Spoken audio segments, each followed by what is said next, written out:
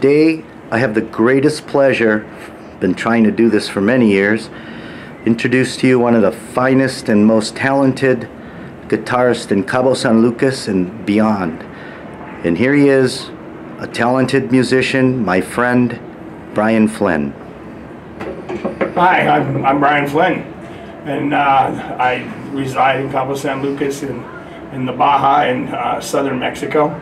I've lived here for 25 years, but I tour all over the world, and I'm the lead guitar player in the Brian Flynn Band, and with the Brian Flynn All-Stars, who are some of my buddies from some other bands you may have heard of: Lynyrd Skynyrd, Blackfoot, Molly Hatchet, Point Blank. We all get together on occasion to play together, and I tour the world, playing a little bit of this, that, and everything. I got started playing guitar when I was 14, 15 years old. I was always very politically active as a young kid, and I was planning on being president of the United States by the time I was 35. But a buddy of mine invited me over to his house one day, and he had an acoustic guitar, showed me how to play House of the Rising Sun. And that day, I changed my career choice and said, this is what I'm going to be doing for a living the rest of my life. And I got signed into my first solo record contract and solo management contract out of a band called Rockslide that I'd been in for 7 years in Aspen, Colorado. And when my manager had been put in contact through my keyboard player with a fella down here that owned a club in the Tropicana over in San Jose. And they called up out of the blue to Aspen and said, would you like to come down and play in San Jose del Cabo?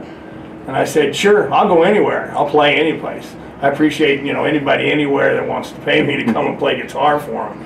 So a few weeks later, 6 weeks later, I was down in Cabo. Supposed to be here for a month. Stayed for 2 months, and then headed back to the States. And then when I was back in the States, I got in a bit of a pissing match with my management company, and they were threatening to sue me. So I had 8 months left on my contract, so I came back down to Cabo and said, if you're going to sue me, you can sue me in Mexico. And 25 years later, I'm still here. Wonderful. It's a beautiful place to play. Yeah, it is. So you travel around, I see in Facebook, Arizona and places. Tell me all about that. I played all over the world. I played every state in the United States except Hawaii.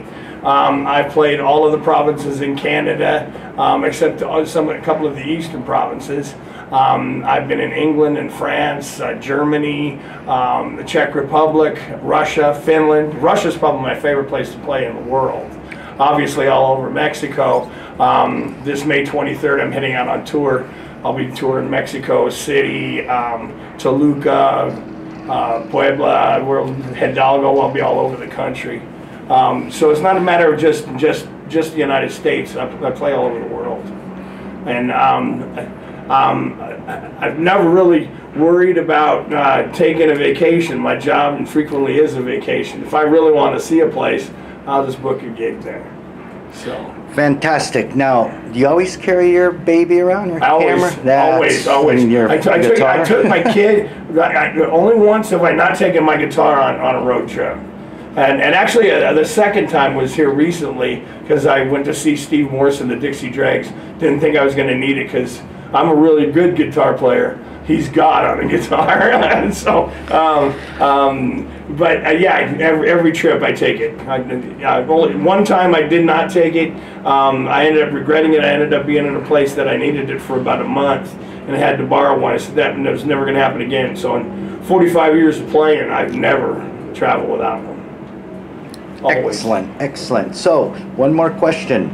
I think, and a lot of people around here think, that you do things with the guitar that no one has ever done. For example, playing with bottles and other. How did that start?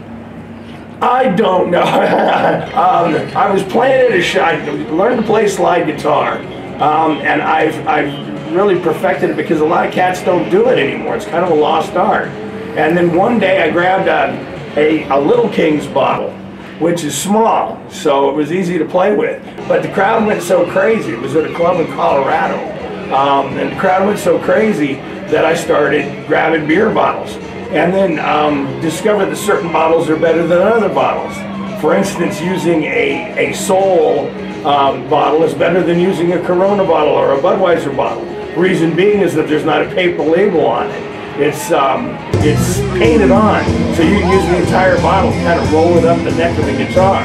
Well, then that led me to experimenting with other things like knife blades and horse-eating bottles like Dwayne Allman.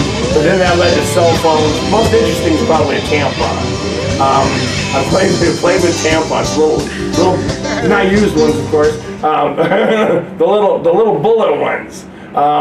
With the little thing hanging off. I can get about 8 bars out of it before that cuts into the plastic. You can't do it. Well, I'm not familiar with that. If it's hard and not aluminum, then I can usually pretty much play with it. And then I got into the Jack Daniels bottles and everything else. There's other cats like Jimmy Thackeray that do that stuff, and I got to admit, there's been some, we call them El Pericos, parrots that have seen me do it over the year that have tried to pick up doing it themselves. But I've kind of mastered it a bit, I guess. I remember one year you played with my GoPro camera. Yeah. I have some of that footage that I will continue to put in here that is fabulous. I love doing it with the cameras and the phones when the camera's running, because then you get the sight of it going up and down the neck of the guitar. It kind of gives you a different perspective of what's going on, I guess, with it. I enjoy it. I enjoy doing it. The crowds go crazy with it. That is something that's unique and different that other cats don't do. All right, well, I want you to look into my camera here, and I'm going to zoom out a little so you can play a little riff and enjoy this music, everyone. Well, it's not plugged into anything. Picks it up fine.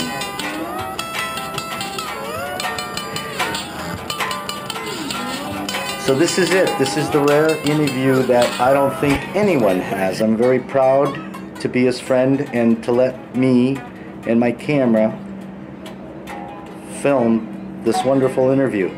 I thank you, Brian Flynn, and go for it. Thanks, Mario. Thanks for being my buddy, and thanks for supporting me all these years and helping me out with my career and keeping me rolling, people knowing who the hell I am, and it gives me a great opportunity to be able to play in all the places I get to play. Haven't had a day job since 1987, so it's cats like you that are really my benefactors. All right, well, you just heard it. Flying, what is it, Flying Fingers? Flying Fingers, Flynn. That's the one, Flying Fingers, Flynn. That's the one that's hanging on my... Triple F.